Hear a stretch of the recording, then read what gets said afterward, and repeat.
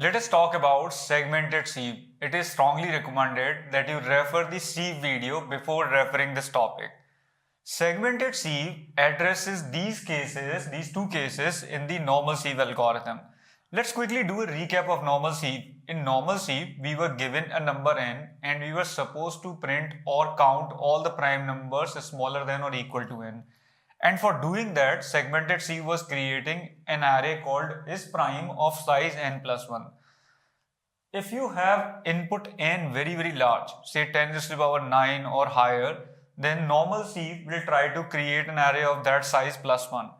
And many programming language environments, they may not allow you to create this big array. Even if they allow, this will be like very inefficient, consuming too much memory. Here is one more case which is addressed by segmented sieve, and it's simply a variation of the above case only. Say you have a range of numbers low to high and you want to count all primes in this range or print all primes in this range.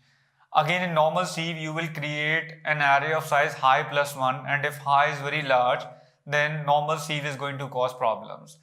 Here also, we can use segmented sieve to optimize the space. Let us consider this example problem. We are given two values, low and high. Our task is to print all prime numbers in this range. So from 2 to 10, we have 4 prime numbers, 2, 3, 5, 7. From 6 to 7, we have only one prime number. The values of low and high lie from 0 to 10 to the power 9. So if we use normal sieve, we might end up creating an array of size 10 to the power 9, which would be inefficient or may not be allowed. Let us now talk about idea for segmented sieve. The idea is based on the same basic fact that all divisors of a number appear in pair. For example, 30's divisors are 1, 30, 2, 15, 3, 10 and 5, 6. And one of those elements in every pair is smaller than or equal to square root of 30, right? For example, 1, 2, 3, 5, the smaller of the pairs, right? It's always more than equal to square root of 30. So if I'm given a large number h, and if I generate all the prime numbers from 0 to square root of h, and if I consider all multiples of these prime numbers, I can find all prime numbers from L to h, right? From any range to h, right? So what we do is, we generate all prime numbers from 0 to square root of h, floor of a square root of h if it's not an integer. For example, if h is 10, the floor of a square root of h is going to be 3. We generate all prime numbers from 2 to 3. And we do this using normal sieve algorithm, right? So how much time this is going to take if you use normal sieve algorithm? See, sieve algorithm takes n log n. And here we have a square root of h. So it's going to take a square root of h log h. Log square root of h. That much time it's going to take, right? And how much auxiliary space it's going to take? See, we are going to create an array, right? Is prime array for this normal sieve also, which is going to be of size square root of h plus 1, right? So it takes theta of square root of h auxiliary space, right? That much space is required by this and this much time is required by this. Now we go to the next step where we initialize an array of h minus l plus 1 size. And here we are going to use this array as a boolean array like we do in normal sieve, right? But the indexes are going to be shifted because l is 6 and h is 10. So when we index 0, we mean that we are referring to element 6. We are going to shift all the indexes. So how much auxiliary space is required here? It's theta of h minus l plus 1 auxiliary space required here, right? And once I create this array with all true values, right, then what I do is I traverse through all the prime numbers and I mark their multiples as false in this array, right? I need to shift the indexes, right? For example, 2's multiple 6. So 6 needs to be shifted to index 0. So this is actually index 0, but this belongs to element 6, right? We need to do the shifting while we are doing it. So we mark this multiple as false, then next multiple of, so let me write down the indexes here, 7, 8, 9, 10. These are the values that these indexes belong to, right? So we are going to mark the next multiple of 2 also as false. This is also marked as false. Then this is also marked as false. Then we mark multiples of 3 as false. So this is going to be marked as false. And the only remaining value is this value true, right, which belongs to value 7. So our answer is going to be 7. 7 is the prime number in range from 6 to 10. The time taken by the last step is going to be h minus l plus 1 log of square root of h. See, log of square root of h is asymptotically same as log of h. In fact, when you have a log of n raised to the power half, this is asymptotically same as theta log n, right? Because you can get the power half separately and you can get log n only, right? So square root of h does not matter, it's same as log h. And if I add these two, I can notice that square root of h is a lower order term, l is also a lower order term.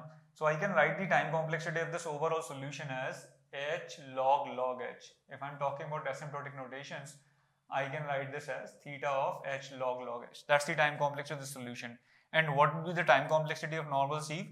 Normal sieve, if we do for h, it's going to be same, right? H log h. So we are not reducing the time complexity. Asymptotically, it is same.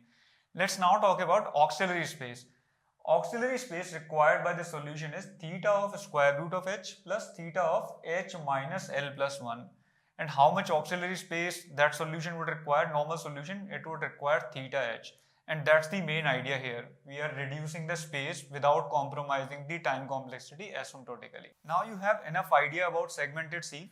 Please pause this video and try to implement this algorithm yourself. Here is implementation of segmented sieve. This is our main function. And this function uses normal sieve function. It calls the normal sieve function for square root of h, right? And this is our normal sieve function. This does run the normal sieve algorithm, and whatever prime numbers it finds in the range from 0 to square root of h, it's going to push those prime numbers in this prime vector, right? It's going to store those prime numbers in this prime vector. So if low is 5 and high is 9, then prime vector is going to contain two numbers 2 and 3, because square root of 9 is 3, and we are supposed to get all the prime numbers from 0 to 3, and prime numbers are 2 to 3. So after you call the sieve function, you are going to have these numbers in prime. I have used prime as a global, although it's not a recommended practice to use global variables. It's just done this way to ease the implementation on whiteboard. Ideally, we should be passing prime as a parameter. Also, if you're doing competitive programming and if you are writing this code for handling multiple test cases, it's a better idea to have the prime number vector shared by all the test cases. And if your test case upper limit is 10 raised to the power 9, then pre-compute till square root of 10 raised to the power 9, so that you always find all the required prime numbers. Once we have computed our prime numbers from 0 to square root of h, we create a vector is prime of size h minus l plus 1. If l is 5 and h is 9, we are going to create a vector of size 9 minus 5 plus 1, which is 5. And we are going to use these elements as indexes 5, 6, 7, 8, 9. We are going to shift the indexes. You can notice that we have shifted the indexes m minus l. So first we create a vector, then we run a loop, and this loop traverses through all the elements in the prime vector, right? So we got two prime numbers here, 2 and 3. So we are going to traverse both the prime numbers one by one. So we first consider the prime number 2. Now we need to mark all multiples of 2 in this range. And this range is from 5 to 9, and multiples of 2 are 6 and 8. So how do we traverse through all the multiples? So to find the first multiple of 2 which is greater than or equal to the low value, we use this way. What we do here is we divide L by P and multiply the result by P. For example, here our L is 5 and P is 2, and we want to find out the smallest multiple of P in this range 5 to 9. So I'll use the variable Sm for smallest multiple of P in the range L to high. So we get the Sm value as 6 here, and how do we get it? We do L divided by 2, which turns out to be 2. We are using integer division, right? We then multiply the result of division with 2, so we get 4. And since it is smaller than the lower value, right, if we get the result is smaller than the lower value, we update the smallest multiple by adding P to it, right? So we get the multiple as 6, right? And if it was not smaller, we would have got a multiple in the range itself. So we get the first multiple, the smallest multiple is 6. Now we run through all the multiples starting from smallest multiple to h, right? And we increment multiples by p. And for every multiple m, we go to this Boolean array and we mark those particular values as false. So if you are traversing for 2, the first time you traverse for Sm equal to 6 and p equal to 6, p equal to 2, you are going to mark these multiples as false. You are going to mark 6 as false, you are going to mark 8 as false. Now you will do the next iteration. In the next iteration, you will again find the smallest multiple of 3 in the range 5 to 9. How will you find it? You will do L is 5, 5 divided by 3 is 1. So you will do 1 into 3, 3, and this is smaller than L, which is 6. So you will get 3 plus 3, 6 as first multiple. So you will mark 6 as false, then you will mark 9 as false, right? So this will also be marked as false. So your true values are 5 and 7. So what you will do at the end, you will simply print all those values which have true, right? And again we are shifting the indexes, right? We are running a loop from L to H and we are going to index I minus L, right? And if I minus L is true, then we are printing I. So we are going to get our prime numbers as 5 and 7, which is our answer. So that's how segmented sieve algorithm works.